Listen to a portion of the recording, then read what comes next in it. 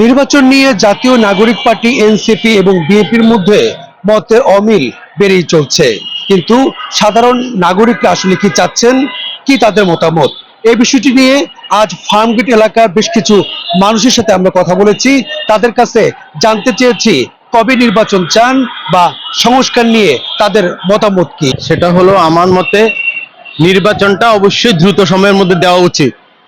আর সব দলগুলা তাদের নির্বাচনী ম্যানিফেস্টো এগুলো উল্লেখ থাকবে যে তারা ক্ষমতায় গেলে কে কি করবে, তাহলে জনগণ তাদেরকে বেছে নিবে, তাহলে আর কোনো সমস্যা থাকার কথা না। এটা হলো আমার বক্তব্য আর কি।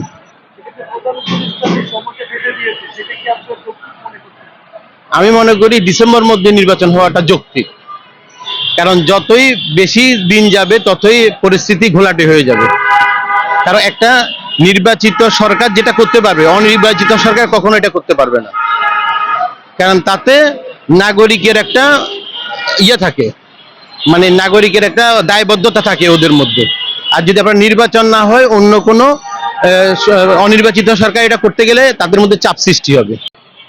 এখন যদি এইভাবে উনি শান্তি শৃঙ্খলা বজায় রেখে যদি এইভাবে নির্বাচন দিতে পারে, সেটা যৌক্তিক তো অবশ্যই হবে, সেটা তো যৌক্তিক অবশ্যই হবে। আর যদি অশান্তি কোনো মানে আন্দোলন এইটা ওইটা কইরা যদি দেশে একটা শৃঙ্খলার সৃষ্টি হয়, তাহলে তো এর ভিতরে নির্বাচন হয়তো আরো পিছিয়ে যাইতে পারে। তাইলে সর্বপ্রথম আমি বলবো বাংলাদেশ বাংলাদেশের ভিতরে যে অঙ্গ সংগঠনগুলো আছে, রাজনৈতিক সংগঠনগুলো আছে, তারা এখনো কেউ ক্ষমতায় আসেনি।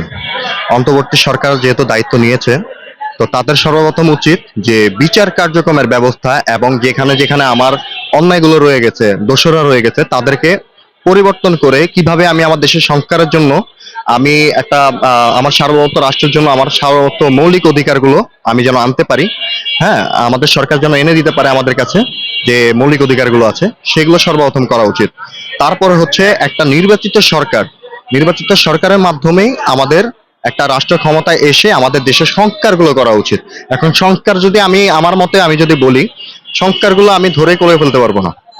তো সেক্ষেত্রে আমার উচিত সর্বপ্রথম যে আমার দেশের যে দোসররা আছে, আওয়ামী লীগের দোসররা রয়ে গিয়েছে, সেই দোসরদের পুনর্বাসন থেকে বিরত করতে হবে। তারপরে আমার দেশের একটা নির্বাচিত সরকার আসবে, সেই সরকার আমাদের সংস্কারগুলোকে নিয়ে দায়িত্ব পদক্ষেপ নেবে, এই বলে আমি আমার বক্তব্য রাখি। নির্বাচনটা সংস্কার করে দিয়ে যাক, ডক্টর ইউনূস যেহেতু আসছে, তো উনি সংস্কারটা করে দেয়। সংস্কার করার পর হচ্ছে একটা সুষ্ঠু নির্বাচনের মাধ্যমে উনি দিয়ে যাক আর কি, সংস্কার করে দেখ। আর স্টুডেন্টদের যেটা যেটা সেটা হচ্ছে যে স্টুডেন্টরা কেন, যেহেতু রাজনীতি করে আসছে আওয়ামী লীগ, বিএনপি, জামাত, এরাই থাকুক, কিন্তু মানে ছাত্র রাজনীতিটা পড়ে, তারা আস্তে ধীরেই যাক, বুঝে শুনে যাক। আমার মতে এতটুকুই, যে সংস্কারটা করে দেখ, ডক্টর ইউনূসই করে দেখ, মানে সেটা করে দেওয়ার পরে একটা সুষ্ঠু নির্বাচন দেখ আর কি। আমার মতামত হলো আমরা চাই খুব শীঘ্রই নির্বাচন হোক। নির্বাচনটা হলে পরে দেশের একটা অর্থনৈতিক প্রভাবটা দূর হবে, না হলে দেশে যতদিন যাবে ততদিন দেশের অর্থনৈতিক দুর্বল হয়ে পড়বে। আমরা সাধারণ মানুষ তো এটাই চাচ্ছি যে আমরা একটা ভালো কিছু একটা দল, কিন্তু কোন দল কি দিবে বলেন? একটা দল তো দেখতেছি না, যে এই যে যেমন আমরা ভাবতেছি যে জামাত, এটাও ভালো কিছু পাইতেছি না, বিএনপি একটা ভালো কিছু সেটাও পাচ্ছি না। আমরা নির্বাচন না হয় এটাই মনে হয় ভালো, মনে হয় যে 2-4-5 বছর থাকুক নির্বাচন ছাড়া, এটাই ভালো মনে করি, এটাই আমার কাছে ভালো। এখন এইটা যে দুই দলই বুঝতে পারতেছি না ওরা কি করবে, ওরা এটাই তো বুঝতে পারতেছি না যে দুই দলের কি করে নেওয়া। ভাষ্যমতে বর্তমান দেশের যে প্রেক্ষাপটে অবস্থা, শুরুতে দরকার আমাদের সংস্কার।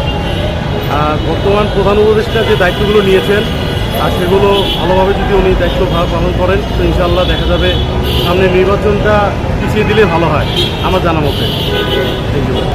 বিএনপির মাঝেও যে দল গোছানো বা কমান্ড, এগুলি এখন কেউ কারোর কমান্ড মানতেছে না। একটা রাজনীতি দলের মূল বিষয়গুলো হলো একটা কমান্ড, একটা নেতা, একজনকে মানা। কেউ কাউকে মানছে না, এটা আমার দৃষ্টিতে কেউ কাউকে মানছে না। এর জন্য নির্বাচন সময় নেওয়া উচিত। নির্বাচনের সময়সীমা নিয়ে রাজনৈতিক দলগুলোর মধ্যে দ্বিমত যাতে দ্বন্দ্বে রূপ না নেয় সে বিষয়টি সতর্ক থাকতে বলেছে দেশের সাধারণ মানুষ। তারা বলছেন দেশ ও দেশের স্বার্থে নির্বাচনের সুনির্দিষ্ট রোড ম্যাপে সবাই যেন একমত হয়। তালুকদার বিপ্লব, ওয়ান ঢাকা নিউজ।